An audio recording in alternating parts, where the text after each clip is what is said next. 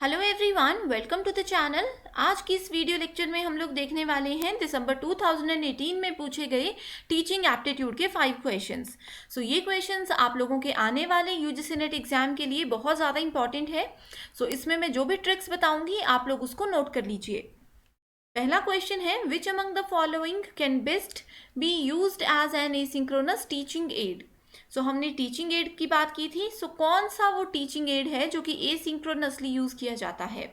Skype, blog, Facebook post, online chat, email या फिर Google hangout. Right answer है option number 4, that is B, C and E.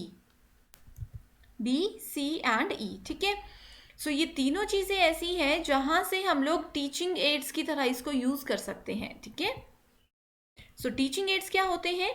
Asynchronous teaching aid refers to the method of teaching that uses online learning resources to facilitate information sharing to the students outside the constraint of time and place। यानी कि इन तीनों चीज़ों के through, ठीक है, इन तीनों चीज़ों के थ्रू हम लोग कहीं पे बैठकर भी कहीं से भी पढ़ा सकते हैं एंड स्टूडेंट्स अपने टाइम के अकॉर्डिंग कभी भी कहीं से भी पढ़ सकते हैं, ठीक है। एंड ये सिंपल सी बात करें तो ये टीचिंग लर्निंग प्रोसेस में हमें हेल्प करते हैं। इसकी एग्जाम्पल है blog, Facebook post, email, online discussion boards etcetera. यहाँ पे ऑनलाइन चैट की जगह अगर ऑनलाइन डिस्कशन बोर्ड्स लिखा होता तो वो भी हमारा राइट आंसर हो सकता था।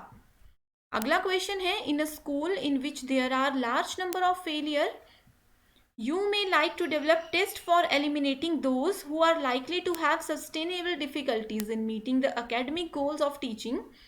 For this, you need to develop tests which should be able to predict the individual's ability or readiness to undertake the study of a school subject successfully। What is the name of such task?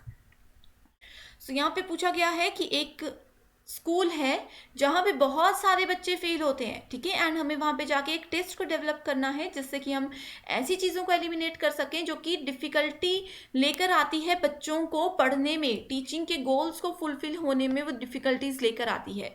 तो ऐसी जगह पे हमें क्या करना है, एक ऐसे टेस्ट को डेवलप करना है जो कि एक पर्सन की एबिलिटी और उसकी रेडीनेस, ताकि वो समझ सके जो भी हम पढ़ा रहे हैं अपने सब्जेक्ट से रिलेटेड। तो वो कौन सा टास्क है? तो उस टास्क का नाम है प्रोग्नोस्टिक टेस्ट, ठीक है। ये जो है ये इवेल्युएशन सिस्टम से क्वेश्चन पूछा गया है। इवेल्युएशन सिस्टम क्या होता है कि हम किस तरह से किसी को इवेल्युएट कर सकते हैं। अब जैसे स्कूल में इवेल्युएशन कैसे होता है, 100 में से अगर आपके 33 मार्क्स आते हैं, 33 से ज़्यादा मार्क्स आते हैं तो आप लोग पास होते हो, 33 से कम मार्क्स आते हैं तो आप लोग फेल होते हो। तो ये एक इवेल्युएशन का क्राइटेरिया होता है, ठीक है। जो कि बहुत इंपॉर्टेंट होता है एक टीचिंग लर्निंग प्रोसेस में। अगला क्वेश्चन है, in teaching learning context results of an evaluation are useful to teacher in various ways, ठीक है। इवेल्युएशन जो होते हैं, इवेल्युएशन का जो रिजल्ट होता है वो टीचर के लिए बहुत ज़्यादा इंपॉर्टेंट होता है। Which among the following is most important use for a teacher? Getting information about student study material, तो स्टूडेंट ने कहाँ से पढ़ा है, क्या टीचर के लिए ये जानना इंपॉर्टेंट है। Planning instruction and knowing the effectiveness of the teaching strategies used by them, यानी कि एक टीचर ने कौन सी स्ट्रेटेजी यूज़ करके स्टूडेंट्स को पढ़ाया था, उसके थ्रू बच्चों को समझ आया है या नहीं आया है, क्या ये जानना टीचर के लिए इम्पॉर्टेंट है कि उसकी पढ़ाई हुई, कि उसकी दी हुई स्ट्रेटेजीज हेल्पफुल रही या नहीं रही। To decide placement of students in other institutions, तो किस तरह से अपने स्टूडेंट को दूसरे इंस्टीट्यूट में हम प्लेस कर देते हैं वो इम्पॉर्टेंट है। To identify home influence on students, ठीक है, तो हमें यह इम्पॉर्टेंट है कि स्टूडेंट्स को होम इन्फ्लुएंस बना दिया जाए। राइट आंसर है हमारे पास ऑप्शन नंबर 2 कि टीचर के लिए ये जानना बहुत इंपॉर्टेंट है कि जिस तरीके से मैं पढ़ा रही हूँ वो स्टूडेंट्स के लिए हेल्पफुल है, स्टूडेंट्स उस चीज़ को समझते हैं या पसंद करते हैं या नहीं करते हैं, ठीक है। नेक्स्ट क्वेश्चन है, which among the following describe emotional intelligence as a learner characteristic. Previous जो ईयर के क्वेश्चंस मैंने बताए उसमें भी लर्नर की इमोशनल इंटेलिजेंस से क्वेश्चन आया था, तो ये टॉपिक बहुत इंपॉर्टेंट है।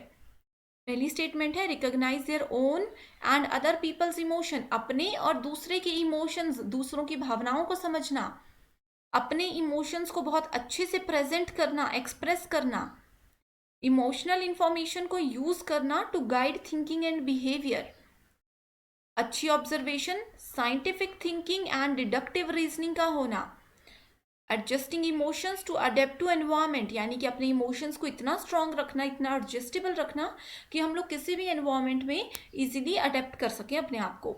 Being creative and open to diverse viewpoints, ठीक है, तो क्रिएटिव होना चाहिए एंड अपने व्यू पॉइंट रखने में किसी के सामने हमें ओपन होना चाहिए। सो राइट आंसर है option number 4, that is A, C and E.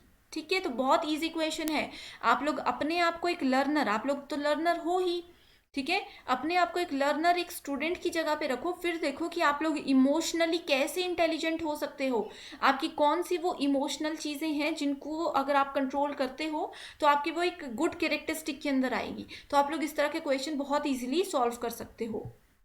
Last question है the goal of formative assessment. ठीक है, सो इवेल्युएशन जो होता है ना, इवेल्युएशन में हमारे पास बहुत सारे टाइप्स होते हैं, formative evaluation, descriptive evaluation, summative evaluation. तो ये फॉर्मेटिव से यहाँ पे क्वेश्चन पूछा गया है। इवेल्युएशन या असेसमेंट कुछ भी लिखा हो सकता है, दोनों का मतलब सेम ही है। Promote student to next level, एक क्लास से दूसरे क्लास में स्टूडेंट को प्रमोट करना। Form a group of students on the basis of their learning, यानी कि इंटेलिजेंट बच्चों का अलग ग्रुप, उससे कम इंटेलिजेंट का अलग ग्रुप, उससे कम इंटेलिजेंट का अलग group. Compare student learning against a standard और बेंचमार्क, यानी कि स्टूडेंट्स की लर्निंग को एक बेंचमार्क के साथ कंपेयर करना। ये तो हम लोग करते ही हैं, 33% वाला क्राइटेरिया कि 33 से ज़्यादा है तो जी आप लोग पास हो, 33 से कम है तो आप लोग फेल हो। तो ये एक स्टूडेंट की लर्निंग को हम किसी एक स्टैंडर्ड से या किसी एक बेंचमार्क से कंपेयर करते हैं। एंड लास्ट है monitor student learning to provide ongoing feedback. ठीक है, सो मॉनिटर करते हैं स्टूडेंट की लर्निंग को। क्लास में मैं आपको पढ़ा रही हूँ, मान लीजिए कि हमारा ऑफलाइन बैच चल रहा है, तो क्लास में जब स्टूडेंट को एक टीचर मॉनिटर करता है, ऑब्जर्व करता है एंड साथ साथ ही फीडबैक देता है, तो क्या ये एक फॉर्मेटिव असेसमेंट होती है? तो यस, फॉर्मेटिव असेसमेंट यही होती है। ठीक है, ऑफलाइन क्लासेस में, स्कूल में, कॉलेजेस में आपने देखा होगा टीचर्स कुछ भी क्वेश्चन पूछते हैं, क्लास में चलते ही कुछ टॉपिक पढ़ा रहे हैं, फिर साथ में क्वेश्चन पूछ लेंगे। ठीक है, तो इस तरह के जो भी क्वेश्चंस होते हैं, इस तरह का जो इवैल्यूएशन जो साथ साथ में काम करता है पूरी क्लास में, वो होता है फॉर्मेटिव इवैल्यूएशन। सो ये थे हमारे आज के 5 क्वेश्चंस जो कि बहुत ज़्यादा इंपॉर्टेंट है। सो आई होप ये क्वेश्चंस आप लोगों को पसंद आए हैं। यहाँ पे आप लोग फॉर्मेटिव इवैल्यूएशन की ऑफिशियल जो है डेफिनेशन भी देख सकते हो। So thank you so much.